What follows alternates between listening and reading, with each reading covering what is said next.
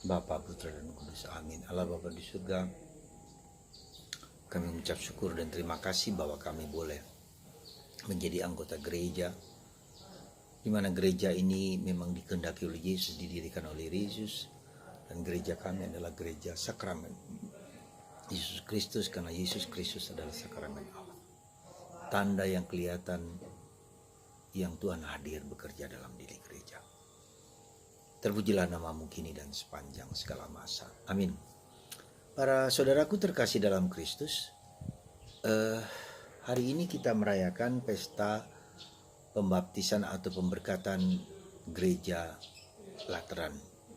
Gereja Lateran adalah gereja katedralnya dari Paus sebagai uskup Roma. Jadi Paus itu juga adalah uskup Roma dan katedralnya adalah gereja Lateran, Basilika Lateran, yang didirikan pada zaman Konstantinopel, pada zaman Santa Helena, kurang lebih tahun 300. Jadi kita bayangkan 2023 dikurangi 300-an, jadi sudah 1000 tahun lebih ya, gereja itu tetap berdiri dan tetap kokoh. Itu menunjukkan kepada kita bahwa gereja sungguh-sungguh merupakan bukan hanya suatu bangunan yang kokoh dan kuat, tetapi gereja adalah yang didirikan oleh Kristus, dan Kristus mengatakan di atas batu karang ini akan kudirikan gerejaku. Tak ada satu kuasa manapun yang dapat menghancurkan gereja. Karena itu gereja merupakan, gereja Katolik adalah sakramen dari Kristus, dan Kristus adalah sakramen dari Allah. Jadi sakramen adalah tanda yang kelihatan di mana Allah bekerja. Jadi kita lihat, karena gereja adalah sakramen, gereja melahirkan 7 sakramen, ya, pembaptisan, krisma, kemudian pengampunan dosa, perkawinan, imamat, ya, terakhir, minyak terakhir, ya. Dan itu semua merupakan aliran rahmat Tuhan yang ke kiri, ke kanan, utara, selatan, dan barat, yang memberikan kehidupan. Ketika kita menghayati sakramen baptis misalnya, kita menghayati anugerah keanakan, keputraan, dan Roh Kudus tinggal dalam diri kita. Nah, itulah saudaraku terkasih dalam Kristus. Jadi gereja kita semua adalah mulai dari paus, mulai dari uskup, mulai dari kardinal, imam, dan seterusnya, umat Allah semua adalah gereja yang percaya bahwa Kristus memberikan rahmat keselamatan kepada kita. Dan lewat gereja itulah kita mendapatkan makanan yang paling indah yang Tuhan berikan kepada kita. Yang makanan yang terenak, yang sedap dan menarik. Ya, jadi itu secara teologis. Nah, maka di dalam literatur sastra Katolik mengatakan bahwa Kristus adalah mempelai gereja. Ya. Maka disebut sebagai pengantin bagi gereja. Dan itu menunjukkan pada kita bahwa begitu dekatnya antara gereja adalah seperti tubuh, Kristus adalah kepala dan kita adalah tubuhnya. Gereja adalah tubuhnya, Kristus kepala dan kita tubuhnya. Dan begitu dekatnya relasi antara, tidak mungkin ada gereja tanpa Kristus, tidak mungkin ada Kristus tanpa gereja. Jadi seperti itu, kesatuan seperti mempelai, ya, seperti perkawinan.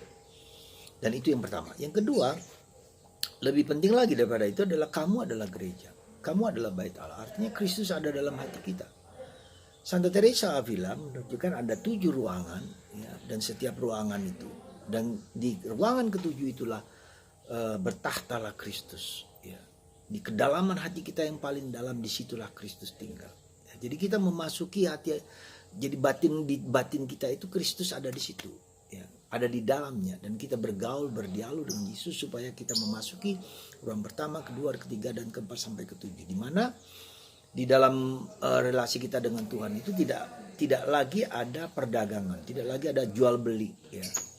Ya, seolah-olah kita melakukan hal yang yang melakukan yang terbaik untuk Tuhan, tapi kita masih mendambakan suatu anugerah, mendapatkan reward, harga. Bukan itu dalam relasi dengan Tuhan. Relasi dengan Tuhan adalah relasi cinta kasih, relasi penyembahan diri, relasi pemberian diri kepada Tuhan. Apakah Tuhan memberi? Terima kasih. Tuhan tidak memberi? Terima kasih. Jadi sikap seperti seorang hamba yang taat kepada Tuhan. Ya, taat kepada Tuhan. Tuhan mau apa saja kita jalankan. Itulah Seperti yang diminta oleh seperti Tante Teresa, kadang-kadang Yesus mengatakan, aku adalah ballpoint. Tuhan mau pakai apa ballpoint ini? Terserah Tuhan. Atau aku adalah sebuah bola yang ditendang Tuhan ke sana kemari. Ya. Inilah suatu sikap kita untuk taat kepada Tuhan, taat kepada gereja, taat kepada pimpinan kita. Karena di dalamnya lah kita akan melihat betapa Tuhan itu juga bekerja untuk kita dan untuk keselamatan kita. Jadi kalau dikatakan bahwa Yesus adalah mempelai kita, mempelai gereja, maka kita mempunyai relasi yang sangat-sangat dalam dengan Kristus. Santa Teresa dari Avila mengatakan, I am a daughter of the church. Saya adalah putri gereja. Jadi dia tidak bisa meninggalkan mencintai Kristus tanpa gereja. Ya, dan dalam hal ini gereja Katolik, gereja yang benar, gereja apostolis, ya. Gereja apostolik, gereja para rasul, gereja Petrus, ya, di dalam kepemimpinan Petrus sampai kepada Paulus kita sekarang. Jadi, gereja kita adalah gereja yang kudus karena Kristus ada di dalamnya, tetapi pada saat yang sama adalah gereja pendosa. Kita semua pendosa, kita punya kelemahan, kita punya keterbatasan. Semoga Anda dan kita semua, kita adalah bait Allah. Kristus ada di dalamnya. Kita berjuang supaya Kristus, kita taat pada Kristus, dan kita membagikan rahmat kehidupan kepada siapapun juga. Ke utara, ke selatan, barat dan timur, tenggara dan barat daya dan seterusnya. Dimanapun kita berada, kita adalah cermin, kita adalah bait Allah di mana mewartakan Kristus kepada setiap orang. Semoga Anda dan saya dan kita semua berani mengatakan, I am the children of God. Saya adalah anak-anak Allah. Dan saya merasakan dan mengalami, bukan hanya tahu, mengerti, tapi yakin bahwa hidupku adalah berada dalam tangan Tuhan, dan saya tidak bisa mengepalkan bersama Tuhan, tapi saya membuka hati, saya menyerahkan diri kepada Tuhan, apapun juga yang Tuhan kehendaki.